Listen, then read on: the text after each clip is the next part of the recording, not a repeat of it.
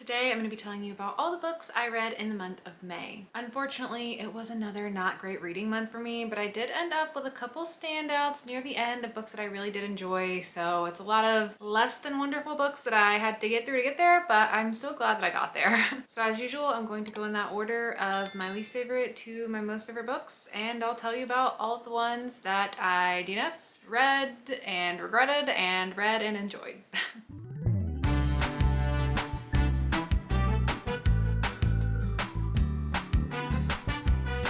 First up, I'll tell you about the 3 books that I ended up DNFing this month. I started them and I did not finish them. 2 of them were in a vlog, Hostage and the Thursday Murder Club. These were in the vlog that I was doing where I was reading the top rated mystery thrillers on my TBR according to average ratings on Goodreads. And I only had 3 books planned for the video, but these were both so uninteresting to me that I still DNF'd 2 out of 3 of the books in the video. The Thursday Murder Club is a story about this group of elderly people who all live together at this like care facility, and they like to talk about true crime, and then someone nearby them ends up dying and they decide to investigate it as a potential murder. I did think it was charming, but I just wasn't in the mood for it as I was reading it. The perspectives were jumping around a little bit more than I expected to, and I just couldn't get hooked into the story. I felt like the mystery was going down a path of something that wasn't going to be super interesting to me because there was a lot of talk about land ownership and trying to build more communities, and I felt like that was going to be an integral part of the mystery, and it just wasn't that compelling to me. Plus, I know this is part of a series and I'm not a series person anyways, and so I figured if I wasn't already enjoying the first book, I was probably just fine to DNF. I'm sure it is a great book because it is so highly rated, but it just was not for me. And then we have Hostage by Claire Mackintosh. This is the second book I read from Claire Mackintosh, or I guess I can say the second book I attempted to read. The first book I read was The Last Party, which I read earlier this year, and I did enjoy that one. This is a story that sounded like it was going to be a fast-paced, high-stakes survival thriller about this woman who is on an airplane and she finds out someone has her daughter back on the ground, and she has to make some sort of difficult decision whether to sacrifice her daughter's life or the lives of all the people on the plane. I read a decent chunk of this one. I probably got like, I don't know, 20-25% into the story, and it was just really slow moving for what I was expecting. I was ready to jump directly into the action. I wanted this to be a popcorn thriller, and it was just a really slow build to get there, and I was just not having a great month, so I wasn't forcing myself through books, and I decided to just DNF this one. And then the other book I DNF'd is kind of a random one. It is The Shining Sea by Koji Suzuki, who is the same author of the book Ring, which I do have on my TBR. I've seen the movie, obviously. I've just never read the book, and this book I picked up last December, or 2 Decembers ago now, maybe. No, it was last December. Yeah, last December, December 2022. I picked this book up and Ring. I was shopping on the day that Barnes & Noble does the half off hardcovers deal, and I just picked it up because I was like, I know I want Ring, which I got as a paperback, and then this one, I was like, it sounds sort of interesting. It has a really kind of like vague synopsis. I couldn't really tell what it was going to be or even what genre it would fall in, but it was a short little book, and I thought it looked like a fun little thing to pick up. And I like reading books that I haven't heard other people talk about. I obviously also like reading popular books. I read a lot of popular books that are being, you know, hyped in the moment, but I also try to mix it in with books that I have no preconceived notions of, just because I like to mix it up. So that's what intrigued me about this one. What this book ended up being about loosely, and I didn't get very far into it at all, I only read a couple of chapters, is about this woman who is like an amnesiac. She arrives at the psychiatric hospital and can't seem to remember anything about who she is or how she got into the circumstances that she did, which is some people found her and it looked like she was attempting to drown herself at sea. And so now she's arrived at this hospital, and the psychiatrist is trying to evaluate her and figure her out. And then there is another patient who is at the hospital as well, who's really intrigued by her because she keeps humming this song that sounds really familiar to him. And it's supposed to be this story about a cursed fate, a ruthless reality, and the dark humor of a world ruled by the indifferent forces of chance. They say you never know what the future holds, but what if you're told that you only have precisely a 50-50 chance of attaining happiness? So I don't really know what this was going to be about, but the writing style was just really bland to me. It was not very, I don't know, it just wasn't like pulling me in, and I had no idea what was going on and where it was going to go and what genre it was going to end up being. And it felt like it was going to be more of like a story about life and being hopeful and a literary fiction or a contemporary fiction, and I just wasn't in the mood for it at the time. As of now, my plan is not to pick this one back up, but if I read Ring and really love it, then maybe I will. So I'm gonna keep it on my shelves for a little bit and see if I ever feel like returning to it, but it just wasn't what I was in the mood for this month. Now I can talk about the books that I did complete this month, and the first one, I do not have much to say about it. That is Sweat and Soap Volume 1. This is a manga that I kind of picked up as a joke because I thought it sounded funny, and it was just weird. It was just weird. It is the story about this woman who smells bad. She sweats a lot and she feels like she smells bad and she's really self-conscious about it, and then this man at her work starts to get obsessed with her smell because they're a soap company and he designs these soap scents and is trying to think of an innovative soap scent. He is just obsessed with her smell, and then they begin dating, and it just made me really uncomfortable in every single way possible, and I just didn't, it wasn't for me. So that's all I have to say about that. Moving on.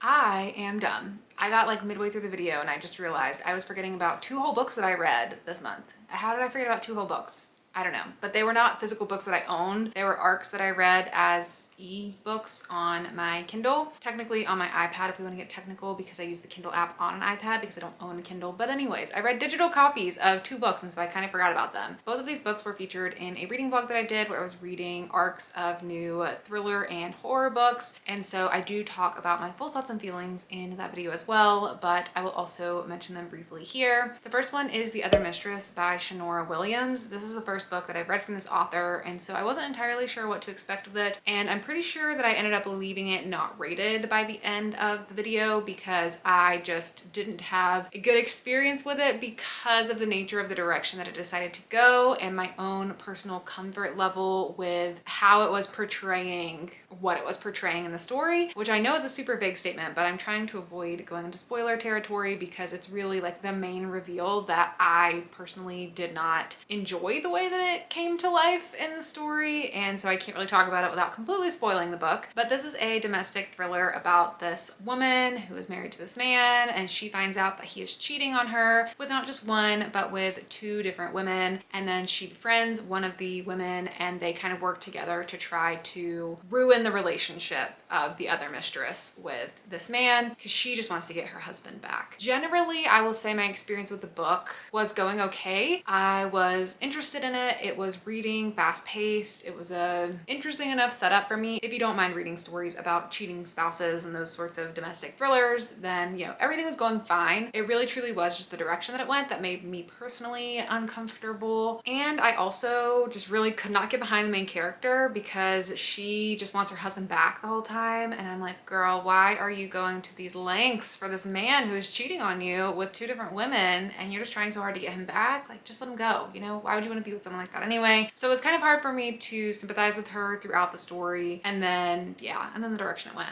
I didn't enjoy. So I didn't rate this one, but I am still interested in reading more books from this author. I feel like there's still potential for me to enjoy other books of hers so long as the reveal and the twist doesn't go in the direction that this one did. I also ended up reading The Spare Room by Andrea Bartz, and this one unfortunately ended up being a 2-star read for me. I was really excited about this book. It sounded so juicy, so interesting. It's about this woman who moves in with this couple. She's going through a breakup and it's in the middle of the COVID pandemic, and she just decides to go stay with them for a bit in their spare room, and then they decide that they want to open their marriage up to her, and so then they have a little polyamorous relationship going on. And then she learns, the girl who's coming into the situation, she learns that previously they had another girlfriend who's now gone missing, and she does not know if she is in a safe situation or not. Cue the drama. I was so compelled. I was so interested in it. I was just so curious to see the direction it would go. It was a lot more smutty than I anticipated it to be. Like, it was just an adventure. It was truly an adventure, and I don't read a lot of books like this, so it's just like a juicy kind of idea. I was very in for it, but by the end of the book, I did not end up loving it. I ended up wanting more thrillery aspects to the book,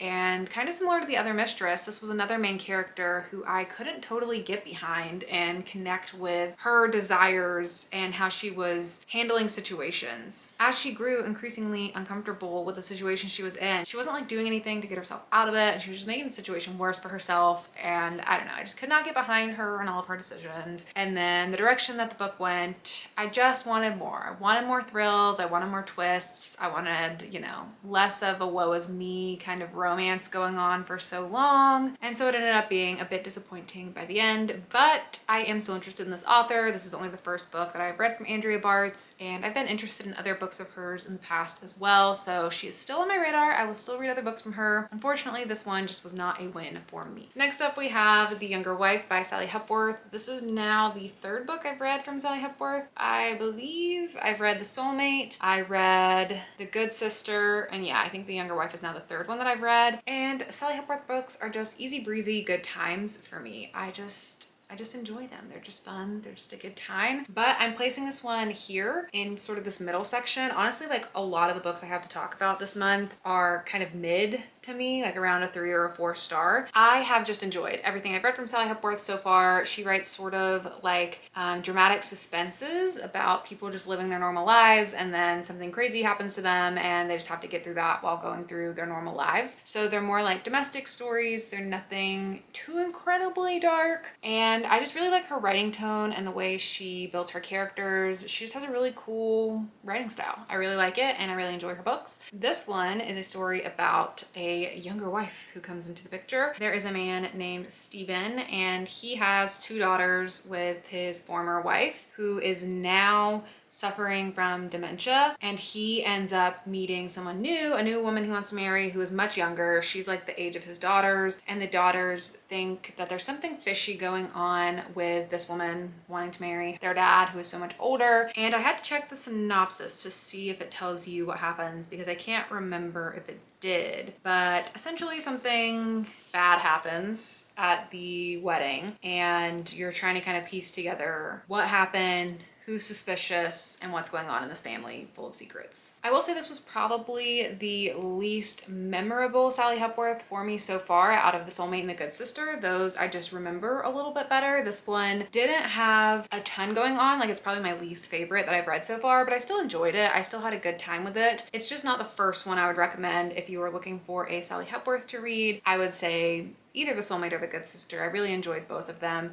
If you like stories about sisters, I would recommend The Good Sister. If you like stories about couples, I would recommend The Soulmate. And then if you just want something generally about family secrets, then I would say you should pick up this one. But again, nothing to stand out in my memory for me, but just a good time. Easy breezy read. Another easy breezy read was Wrong Time, Wrong Place by Gillian McAllister. I also read this book in the video that I did reading the top rated mystery thrillers on my TBR. And this was the absolute highest rated mystery thriller that I had on my TBR, and it's the only one I actually finished in the video, and it was a good time. I ended up feeling like a 3.5 star rating about this one. It wasn't anything too wonderful for me. I thought the concept was really interesting. I thought the execution was a little slower paced than I maybe would have preferred, and I also was wanting more characterization out of especially the main character in the story, because this is a story about this woman who one night she witnesses her son, who I think is 18 years old or around there. She witnesses him kill someone and then get taken to jail for it. And she is just distraught. She does not understand why her son would have killed someone or how she's going to get him out of it. And then the next morning when she wakes up, instead of it being the next day, it's actually the day prior.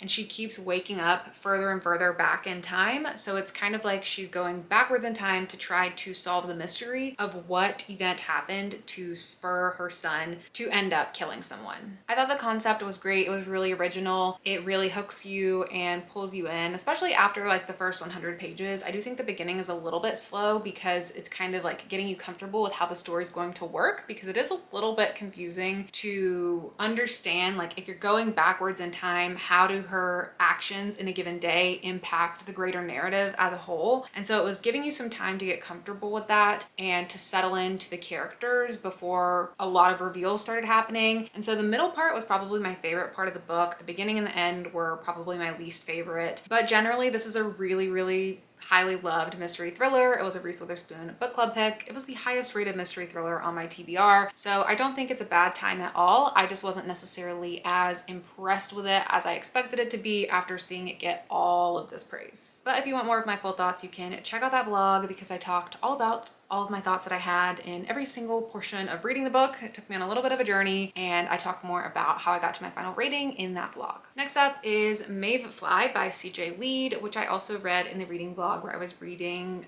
early copies of thrillers and horror books. This is a really, really interesting story, and I hadn't heard much about it at this point because, you know, it's an early release and I haven't seen many people review it yet. I haven't been seeking out reviews for it, so I wasn't quite sure what I was getting myself into, and it was much more of an extreme horror book than I thought it was going to be from the outset, which may seem silly. If you look at this cover, you're like, that looks pretty extreme to me, but I don't know, just based on the synopsis, I thought it was going to be different than the way it was. I thought it was going to be dark and gory, but in a less horrifying, super extreme, taboo kind of way. This book's really dark. It is very, very dark, so very much caution you. If you're going into this, look out for content warnings. Like if extreme horror is not for you, then beware, because this one was very, very intense. There was a lot of physical violence, sexual violence. There's at least one instance of an animal kind of situation, which I know is an especially big trigger for some people. And it's just a very intense book. I personally don't read a ton of extreme horror. I have read a handful in my last couple of years, and I just don't really know where I stand with the genre because I always feel strange talking about extreme horror books.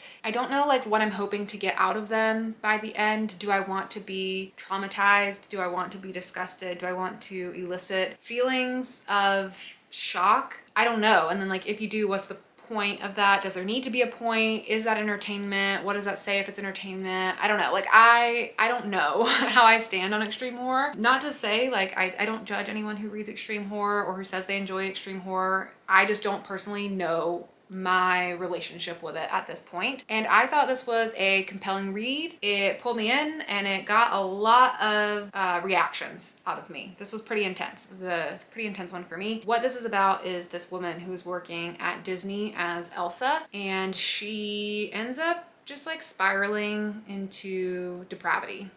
Like that's pretty much the book. Her name is Maeve. That is who Maeve Fly is. I also think this is a debut novel, which is pretty impressive because it is very intense and, you know, really well brought to life for a debut novel. So it's an author I'll be keeping an eye on. Curious to see what they do next. Yeah, I never really know what to say about these kinds of books, but it was something. Next up, another kind of explicit book was The Book of the Most Precious Substance by Sarah Gran. I've never read from Sarah Gran before. I'm realizing a lot of authors I read from this month were new to me authors, which is maybe why I had a more unpredictable month. But I've been interested in Sarah Gran. I've been sort of interested in this book. I remember when I first heard about it, I was not super interested in it because it just didn't sound like something I would be that intrigued by. The concept of this one is that there's this woman who is a book seller. Like she collects books and she sells books, like fancy, nice, you know, first edition type books. And there is this book out there in the world that is known as the Book of the Most Precious Substance. And it is apparently very rare. There's only a couple copies and it's just kind of like a legend in the book selling world. And the main character, Lily, gets put in a situation where she has an opportunity to go find the Book of the Most Precious Substance and sell it for a substantial amount of money. And she goes on the pursuit of that book. And I did not think that sounded super interesting to me because I don't really particularly enjoy quest stories in any genre or in any form of media. Those are just not usually my favorite. I can think of a couple that I have liked. Like if I think about the show The Last of Us, that's kind of like a quest story and I really enjoyed that. But just generally, that's not usually something that I'm particularly drawn to, and that's what this is. And I did end up having some troubles with that in this book. But the reason I picked it up was I started hearing a lot of people who I tend to have similar reading opinions to really enjoying this book. I heard Kayla from Books and Lala love it, Gabby from Gabby Reads, Elizabeth from Reading Riley. I was just seeing a lot of good reviews and it was on sale for $4. And so I decided to buy it and give it a try. And I did enjoy it. I really liked the writing style of this. It really pulled me in. I really enjoyed Lily as a character. I really enjoyed the absurd situations that she got put into. And it sort of reminded me of like a mix of Katrina Ward and Mona a wad in a way of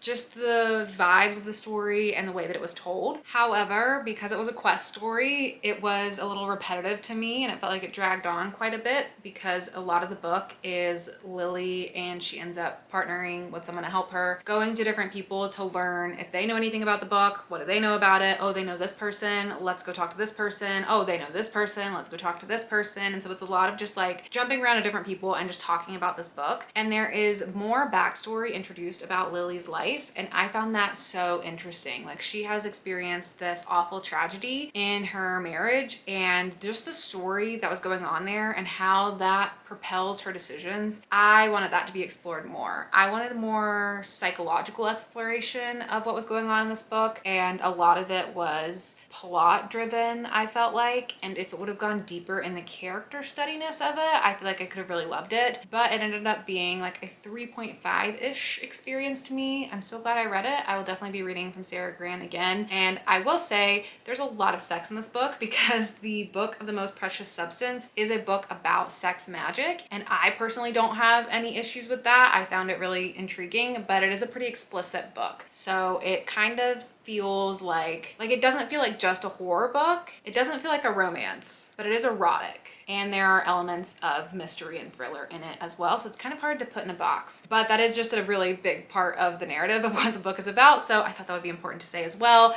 just in case you're considering picking it up, whether that sways you, more intrigued or less intrigued, just something to know. Next up is Eric LaRocca's short story collection called The Trees Grew Because I Bled There. And just like everything I've ever read from Eric LaRocca, I loved it. I loved it. I just always enjoy Eric LaRocca's writing style, the concepts. They just really explore the depravity of the human psyche and the darkness that is a part of the human experience in such a compelling way. It's so good. This, I feel like, is also a much more accessible version of an Eric LaRocca short story collection than maybe what they've done in the past, because some of it's just really weird. Like some of the stories they write are very, very strange, like from the perspective of a worm and a bird level strange. And this one felt a little more mainstream, not in a bad way at all, just thinking about like if you're getting started with Eric LaRocca and you're looking for a short story collection, I would recommend this one over the other short story collection that I can't remember the name of, but I will put it on the screen here. But yeah, I really, really enjoyed this one. The stories that stick out the most to me, and there are 8 of them in here, are probably You're Not Supposed to Be Here was definitely one that stuck out to me, and the last one, Please Leave or I'm Going to Hurt You, but they were really all good. I think I was reading this in the airport and then I read it on a plane. That's what it was. I read it when I was on a plane and it reads so quick, and I would just finish every story and I'm like, yep, that was amazing. That was amazing. It was great. It was amazing.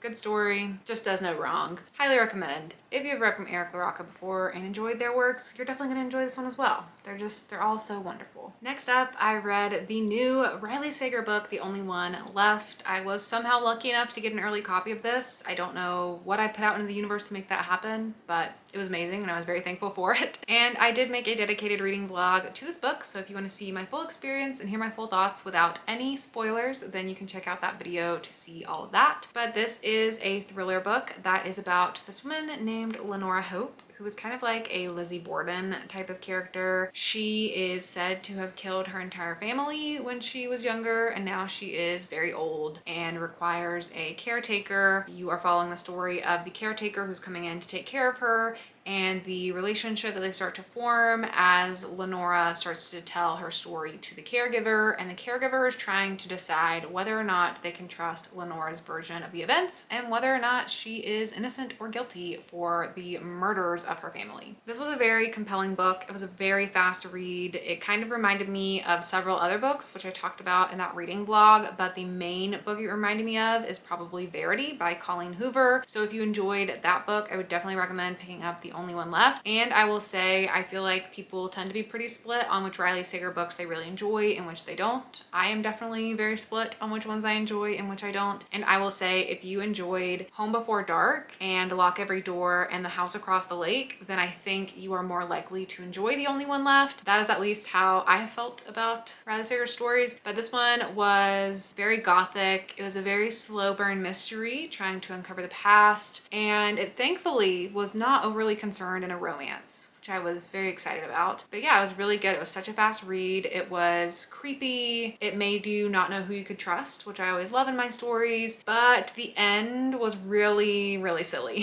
Specifically, the final 10% of the book was just, it was a journey of whiplash, a journey of wild outcomes, and I did not particularly like it, but it did not affect my entire opinion of the book. I still enjoyed the book for what it was, and then I just tried to go along for the ride in the final 10%. So overall, it ended up being about a 4-star book for me, which is still pretty good, especially coming off of the 2 most recent books from Riley Sager that I have not enjoyed as much. I was very excited to enjoy a new book from him, and I'm very excited to see other people's opinions of it once they start to pick it up, to see how other people feel about it. But like I said, I do have a full vlog, so if you want to see all of my full thoughts, you can check that out to hear more. Next up is Our Share of Night by Mariana Enriquez. I did a dedicated reading vlog to this one in the month of May, and I talked all about my experience with the book and all of my thoughts on it, so I will spare you repeating myself too much, and if you want to know all of that, you can go check out that vlog. But this is a story about this man and his son, and in the beginning they are running away from this cult-like situation that is called the Order, and the Order is this group who is seeking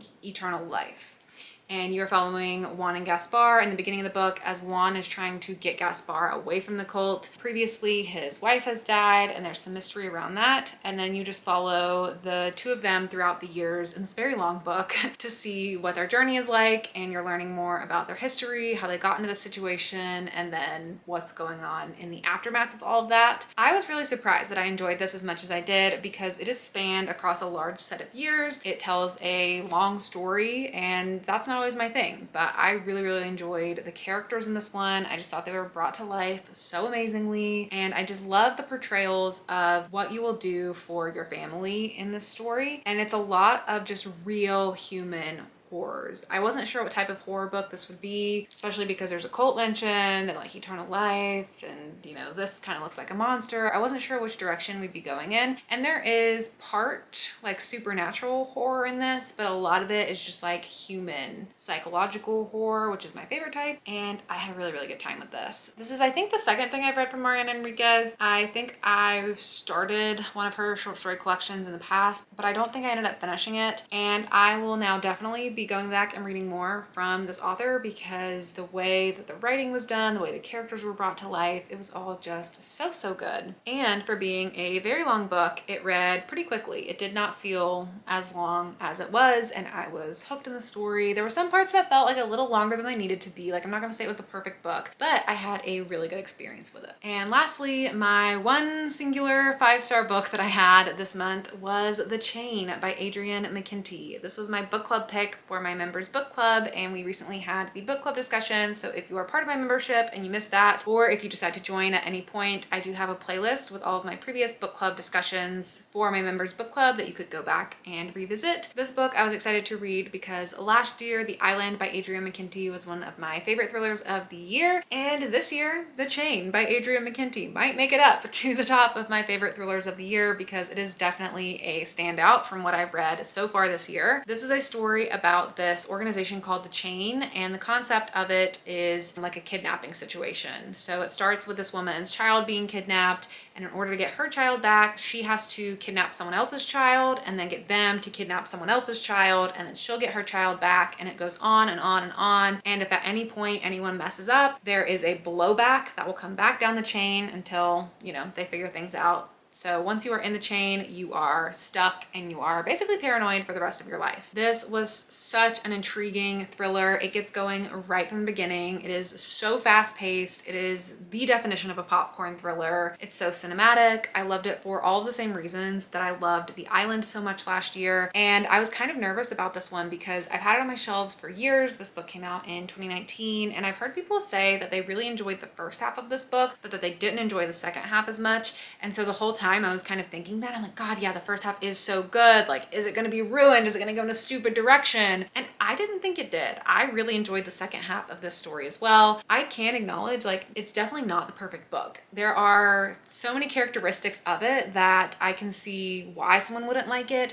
but all of those things are what I love in thrillers. It basically feels like you are watching a movie when you are reading it. Like, it's so cinematic. It makes you think about these moral dilemmas of like, what would you do if you were in this situation? Would you be able to get out of it? Do you stand by these characters' decisions or are you judging them? Like, what do you think you would do in those situations? And I also really enjoyed our conversation we had about it in the book club discussion, just diving into all the psychological analysis of it and all the things that we liked about it or didn't like about it. Most people enjoyed it, I will say. I don't think we had anyone below a 3-star. I know at least one person DNF'd it, but a lot of people did enjoy it as well. But I just personally, like, oh my God, I loved it so much. If you were ever wondering what my taste is in thrillers, like, it's this. I love fast-paced thrillers like this that are, you know, a little bit over the top, but so intriguing, and they just hook you and they don't let you go, and you're just sitting on the edge of your chair, not knowing what's gonna happen. It is just amazing. So that is it for all the books that I read in the month of May. It felt like a worse reading month than it really was. It really wasn't too bad of a reading month,